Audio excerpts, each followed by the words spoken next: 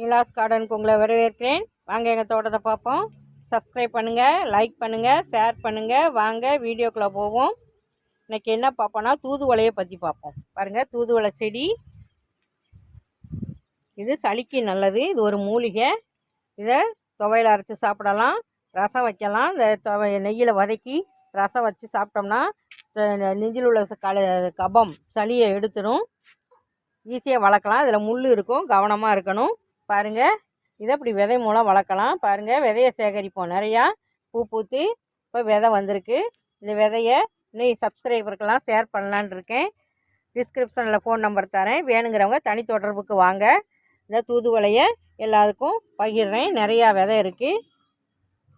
இந்த விதையை போட்டோம்னாவே செடி வரும். இந்த ஒரு இதுலேயே இந்த சின்ன காயிலேயே பழத்துலேயும் நிறையா விதைகள் இருக்கும். நிறையா செடியை உருவாக்கலாம். பாருங்கள், எவ்வளோ பழம் இருக்குது. ஒரு சின்ன செடி ஏகப்பட்ட பழம் பழுத்துருச்சு.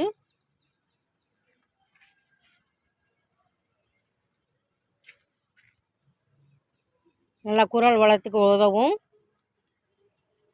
தொண்டையெல்லாம் சரி பண்ணும். பாருங்கள், இவ்வளோ பழம் கிடச்சிருக்கு. இப்போ இதை ஷேர் பண்ணலான் இருக்கேன். அனைவரும் தூதுவளை வளர்த்து பயன்பெறுமாறு அன்போடு கேட்டுக்கிறேன். இதுக்கு மெயின்டெனன்ஸ் தேவையில்லை. கொஞ்சம் உரங்கள் அப்பப்போ கொடுத்தா போதும், தண்ணி விட்டால் போதும், தன்னால் வளர்ந்துட்டுருக்கும். ஒரு ஓரமாக வச்சிடலாம். நம்ம தோட்டத்தில் ஒரு ஓரமாக இருந்தால் நமக்கு பயனுள்ளதாக இருக்கும். அப்பப்போ இந்த இலைகளை பறித்து நம்ம தூதுவளை துவையில் அரைச்சி சாப்பிடலாம், ரசம் வச்சு சாப்பிடலாம், உடல் நலம் பெறலாம். இது அந்த மூலிகையை அனைவரும் வளர்த்து பயன்பெறுமாறு அன்போடு கேட்டுக்கிறேன். வீடியோ பார்த்ததுக்கு நன்றி. Happy gardening. வாழ்க வளமுடன்.